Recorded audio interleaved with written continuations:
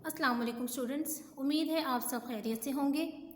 आज उर्दू बे में हमने मज़मून नवीसी का काम करना है। ये तख्लीकी लिखाई है और इसका उन्वान है जहाज़ का सफ़र। यहाँ पर आपको अहम निकात लिख के दे दिए गए हैं और इनको मद्देनज़र रखते हुए आपने अपने अल्फाज में जो ये मज़मून लिखना है। अहम निकात में सबसे पहले हमारे पास तमहीद, यानी कि किसी बात के आगाज़ करने से पहले, किसी मज़मून के आगाज़ से पहले उसका तारुफ़ देना जो है वो तमहीद कहलाता है। तो उसमें हम लिख सकते हैं फ़ज़ा में उड़ने की ख्वाहिश और हवाई जहाज़ की ईजाद। ये आपने इनकी हेडिंग्स नहीं बनानी, ये सिर्फ आपकी आसानी के लिए मैंने ये दो आपको नुक्ते दिए हैं, निकात दिए हैं, जिसकी मदद से आप अपने उस पैराग्राफ को तहरीर कर सकते हैं।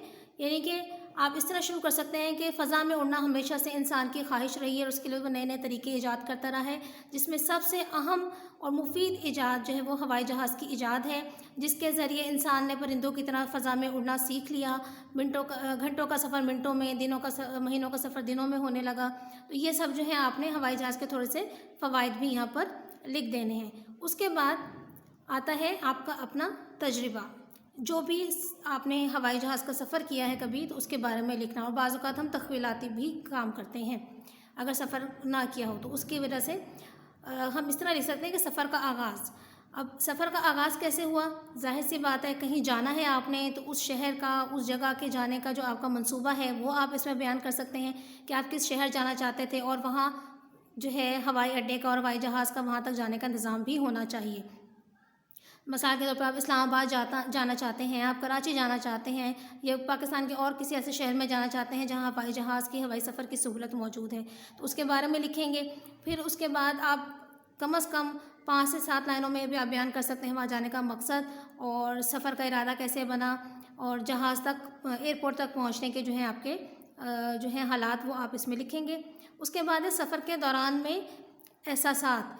अब आप जब जहाज़ में सवार हो गए तो आप एयरपोर्ट से आपने जो टिकट लिया, आपने फिर उसके बाद अपना जो बोर्डिंग का काम किया, सफ़र और जहाज़ के अंदर तक पहुंचने का आपने लिखना है काम सारा इसके अंदर कि किस तरह से आपने वो अंजाम दिया। फिर जब आपका सफ़र का आगाज़ हो गया बाकायदा, जब जहाज़ जो है वो हवा में परवाज़ किया है, तो उस दौरान का तजुर्बा और एहसासात आपने लिखने हैं।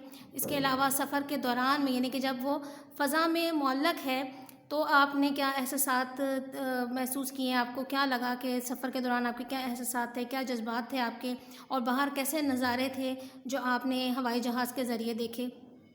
फिर सफ़र का इख्तिताम, ये किस तरह जो है आपका सफ़र इख्तिताम पज़ीर हुआ, कैसे जहाज़ जो ज़मीन पर उतरा और फिर आप किस तरह एयरपोर्ट से बाहर आए और आपने आगे का सफ़र किया अपनी जो है मंजिल मकसूद का।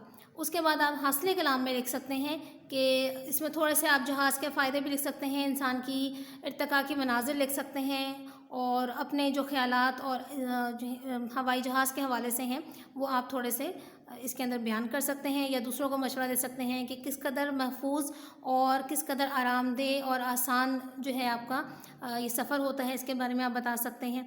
तो इस तरह से आपका जो है ये अच्छा मज़मून जो है जहाज़ का सफ़र तैयार हो जाएगा। इन निकात की मदद से आपने खुशख़त अपने कॉपीज़ में इस मज़मून को लिखना है और अच्छी तरह याद करना है। अगले सबक के साथ फिर हाज़िर होंगे, तब तक के लिए इजाज़त दीजिए। अल्लाह हाफ़िज़।